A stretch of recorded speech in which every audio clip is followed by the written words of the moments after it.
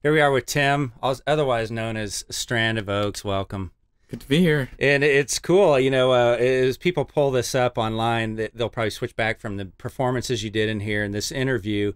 And all I've been hearing about is the reinvention of Tim for this record. And then you come in and you just slay it all on a guitar and threw me for a loop. Yeah. Tell us about the record side of it, where you did go a different path instead of doing more guitar that you have in the past. Well, it was the third record. And I feel like someone said once that your first record, or maybe even your second record, you spend your whole life writing, and you spend you have so much experience to go into it. And this one came from really scratch and took about 2 months to start, but it really, the beginning of the record felt like it was going to be a much different record than what happened. And it was a learning process of understanding that sometimes the songs are bigger than your own personal opinions.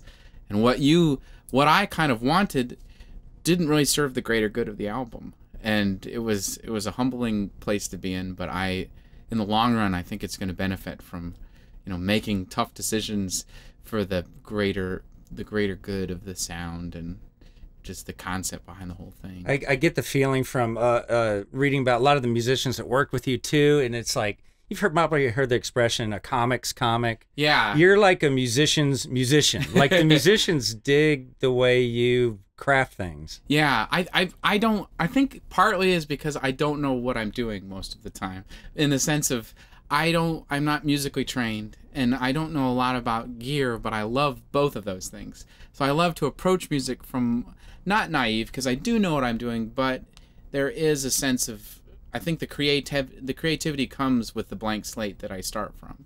So when I want to make a sound on a synthesizer or a pedal, I don't know why it's making that sound. I just love to get to that point.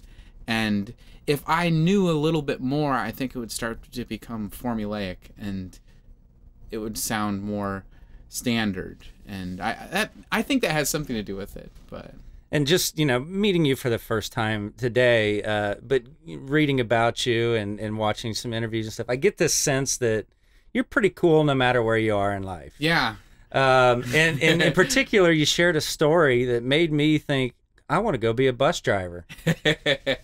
Because you found a place and time where even that you made a connection. It's pretty cool. Yeah, I think it was just a matter of understanding that life obviously has its horrible moments, but it has its great moments, and it's how you define it. And I just found myself teaching second grade at a Jewish school. I'm not even Jewish, and they needed a bus driver for their bus, so it was extra money. I volunteered, and it turned out to be, I miss it. When I'm on tour, it's amazing to play shows and these big concerts, but I chase that feeling of how we listen to tunes in the morning, and you were playing, you got them all connected to some record, right? Oh yeah, we started playing, they wanted to play these horrible music, whatever second graders listened to a few years. It was just horrible, and I said, well, since I'm driving, I get to pick the music, and I started playing kind of post-rock tunes like Sigur Rós and who else did I play? Like some Pink Floyd, and they loved it because it sounded, and we took that, and as a teacher, some of the kids were in my class and we were doing creative writing projects. So I thought, well, we've got an hour in the morning and in the afternoon, let's just keep working with this process. And they started inventing these stories, and this one little girl was talking about, well, I feel like the prince is flying over a field after a war. And I was like, this is Lord of the Rings level stuff going on. I probably pulled and snatched so many of those ideas for my own music, but yeah. You realize those second graders are going to grow up, and 20 years from now, they're going to hear certain songs and they're going to picture being on that bus. Oh, yeah. And your face in the mirror. And I wonder and now they're getting older, but I wonder what they thought. I wonder what they thought of parents more than the kids. Like, what is this guy doing teaching art?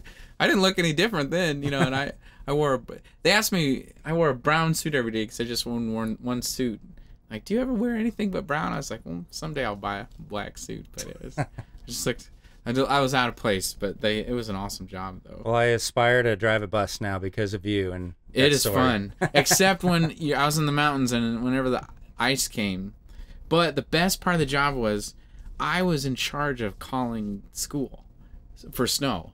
So it was my job to call the weather hotline and be like, you know, my school's not coming in today. And that was a lot of power and responsibility to hold in like a 22-year-old's hands. But that was, and then you thought like, man, the third grade version of me to think that I would one day, I don't care about becoming a rock star, but I could one day control a school being a day off for school. Well, cool, man. It's a great story. Yeah. Thanks for sharing it here today. Oh, no problem.